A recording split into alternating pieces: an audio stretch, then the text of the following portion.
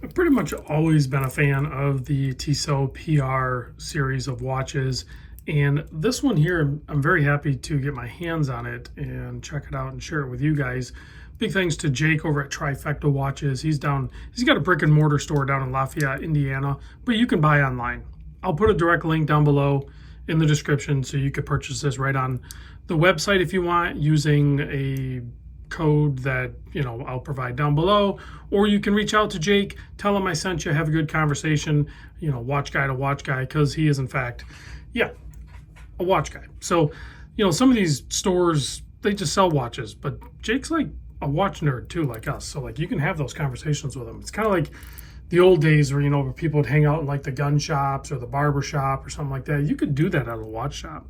So some of them anyway. Let's get back to this guy. Here's the hang tag with a big long part number. I'll put it down below in the description. Retail price $18.50. You're not going to pay retail. You're going to get a better deal. But the star of this show is a couple things. One, I like the color palette on the dial. I like the size of the case and the shape of the case. It is a slab side, but it just works in this PR lineup. I've had some in the past, and I really like it. But the real showstopper here is the manual wind movement. It is a chronograph, and there are more affordable options from the brand, but this is really the one to get.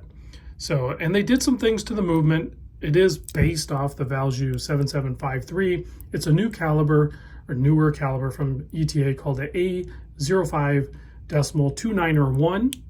But what they did is they basically removed the rotor, rebuilt a bridge, and had the Tissot 1853 on there. They also changed out something to do with the barrel. They increased the power reserve up to 68 hours. And the way they mounted the mainspring, I think, is a little bit different. And they used some materials that add some anti-magnetic properties. One thing that I find pretty cool is typically on manual wind watches, as the power reserve is depleted, so is your accuracy. Well, with this guy, it should maintain pretty close. Like, I've noticed a lot of Omegas do this when I get them on the table or here, and some Rolex and some other higher end ones. But when the power reserve starts to deplete, somehow they made them so they're still accurate. And this thing is supposed to be accurate plus minus 5 seconds per day. So it should perform at that level, even with a lower power reserve, when there's some like those seagull movements and stuff like that. Those manual wind ones, they're cool, they're inexpensive, and they look fun and stuff like that. But as the power reserve is depleted on it, like if you forget to wind it or something, the accuracy is just going to be shot. Well, they're not really that great to begin with. But with this Swiss watch, you're getting the ETA movement, you have the Tissot brand behind it. They just added some performance goodies on there because they have the resources to do it. This guy here still beats at 4 hertz. You can see at the subdial at the 9 o'clock position, that's going to be your running seconds. We go ahead and push this, and we get that chronograph going. It is a push-pull crown, but it still maintains 100-meter water resist. That only really works as long as you don't fiddle with any of the crowns, the crown or the pushers or anything like that. Excellent bracelet on this guy. Very comfortable, shorter links. You're going to get a good size on this thing. See an arrow, so it must be split pin. I'm totally fine with that, as is I'm totally fine with this clasp. Very slim fold over keeper Tissot T 3 micro adjust. I am not mad about this at all. At this price point, I'm totally fine with this, the way this thing is constructed. You have the quick release spring bars on the bracelet, so if you want to pop that bracelet off, maybe install a leather strap, it would look really good on, or maybe even a nylon strap or something. Whatever you want to do, it'll look good on it, because you could match up those colors with that really nice orange, that pop of orange. And I'm very happy you could just see that click over the minute counter of the subdial at the 3 o'clock, and then you have your 12-hour counter at the 6 o'clock. And then if you look at the handsets, the balance on the chronograph is the Tissot T, and then you also kind of have the little syringe, like a squared off syringe style on the minute hand on this thing. So if we go ahead and stop the chronograph, and when you reset it, just snaps right back into place. And winding it is easy. Just spin the crown. Setting the time, easy. Just go ahead and move it. Super, super solid. No crown wobble on this thing at all. You can feel that this movement is definitely refined and really well put together.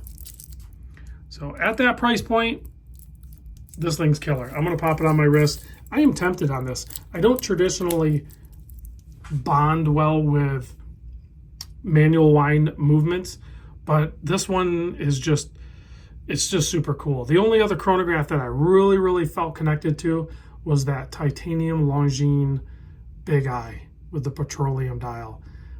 Still, well, you know, Hamilton makes the Intramatic or whatever. That chronograph is really cool as well. But I think my two all-time favorite chronographs, almost at any price point, is probably going to be that Longines Big Eye, the titanium one, the petroleum dial. I really kind of wish they'd make like a green dial one or expand that lineup on it. And maybe this one. I would like to see like a Panda dial or something like that, but this one looks good the way it is. It wears great. It has a nice heft to it, so it feels, you know, it has that feel of luxury or quality to it. Typically, chronograph watches, in my opinion, feel more fragile. This one feels substantial. It does not feel fragile at all. And it doesn't look fragile either. You have a pulsometer, or, you know, tachymeter, pulsometer on the ring. I forgot to kind of show that. So you have your base pulsations. I don't know how to use it. My buddy Jack was telling me about this watch a long time ago. He was enamored by it. He never did end up buying one, but maybe he will now after watching this video. I don't know. Sometimes it just takes that video or seeing one in person and checking it out. That's why I always recommend, like, if you are near, you know, Trifecta Watches, swing in there, because Jake's got decent inventory. He's super cool to chat with, and you can try on all these watches and make a better informed decision. But if not, you know, sometimes this video is enough to just get you enough information, visual information, to see if it's going to work for you. Of course, there's a little bit of lume on this. Let's go ahead and charge it up. Turn off the studio lights and see how it performs. Not bad. I wasn't expecting the bezel to be loomed up. A pleasant surprise. Very tempted. This is not my path right now, but very tempted with this one. Maybe it could be the manual wind that I connect with. Thanks for watching, guys, and I'll see you on the next video.